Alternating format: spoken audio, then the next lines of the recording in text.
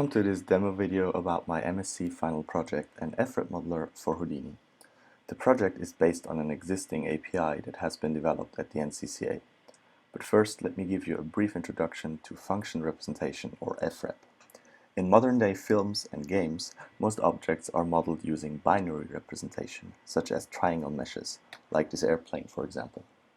However, this representation only describes an object's surface, as if it was hollow. FREPs let us define objects using mathematical functions and can therefore output meshes at any desired resolution.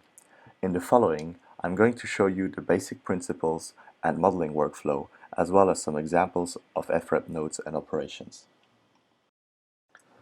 When we first launch Houdini, we can see a blank interface like this, and you might have a slightly different layout, but I'm just going to stick to this for the moment.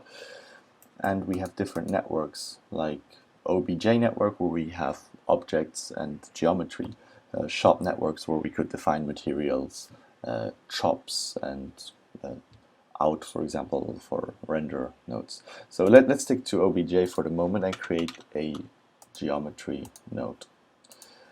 Inside this node, let's delete the file node and just create some custom geometry, like a sphere. So this is no different from the way you would usually model in Houdini. So you just have a traditional sphere. This has nothing to do with FREP yet. To show you how you can use FREP, you've simply feeded this into an FREP base node. And then if we set the display flag to this node, we can already see that this is now using the FREP polygonizer to output this mesh. And what the base node does is it collects all the information from the network, so from all the subnodes. In this case it's only one, it's the sphere node. It gets all the information, like the radius, what kind of object it is.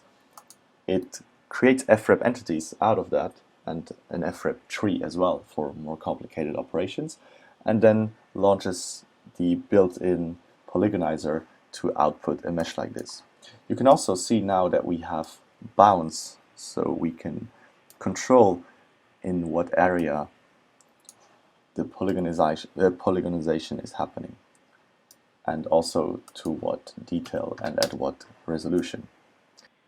Now that we've seen the basic principles of how to use an FREP base node in order to output a mesh, we can look at the other operations, blending operations and point operations that we can use with the FREP modeler.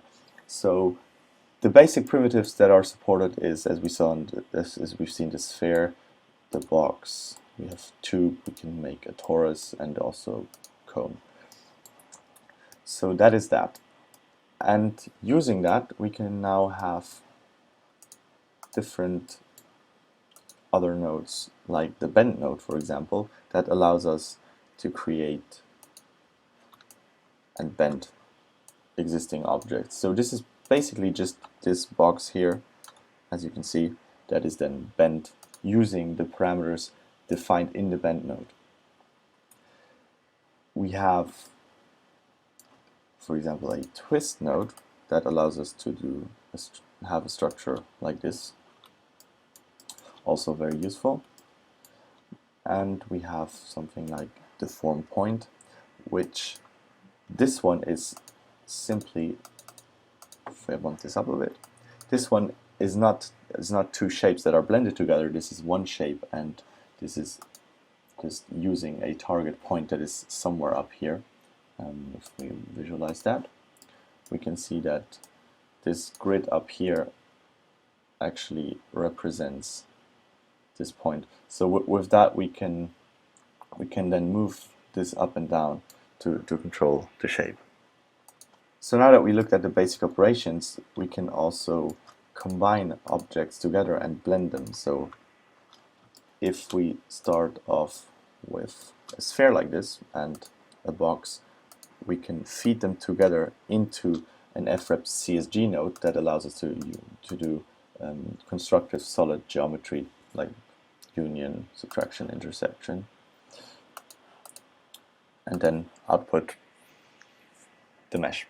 We can also do subtraction, so we can subtract one shape from the other one. We can have stuff like blending, so it is not simply just uniting these two, it is also blending over, and we have a set of blending values that also can be animated, as we see here, to create very interesting results. Notice that here we can see that this hits the border, so of the bounding box of the FREP polygonization. This is why this is not being polygonized. By just increasing these bounds a bit, we can see that this can be fixed very easily. Also, you can see that at this grid resolution, it is very smooth, and even the animation works without a problem. If we want to have a more detailed mesh, we can increase the grid resolution or use another polygonization method. Another blend node is the bounded blend node, in which we can have 1, 2 spheres and then a third sphere that can control where the blend is happening. And if we select any of the primitive types, hit enter, we can then go and control them using the tools. We can use the scaling to make this a bit bigger, and also, yeah, we can rotate and move this around in any direction we want. To show you a bit of the modeling workflow in action, I'm gonna add a recess to this screw here. So the screw itself is constructed based on a simple cone that I moved around in position and a box that I twisted within these bounds, and then combining them together using an FREP blend node. So to add the recess, let's just create a box and position it where we want our recess to be. Maybe something like this. And then that looks pretty okay, I guess. And now we want to subtract that from the current node we already have. Not a cylinder, we want to have a CSG node. So we feed that into the CSG node. The operation of the CSG node is subtraction, and there we go.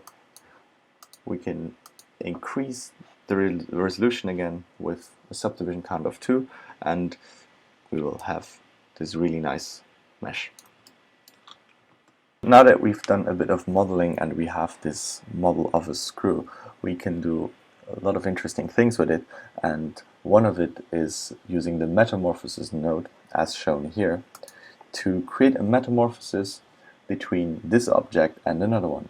So as we can see here, this is our screw, and on the other side of the network, this is the penguin, this one.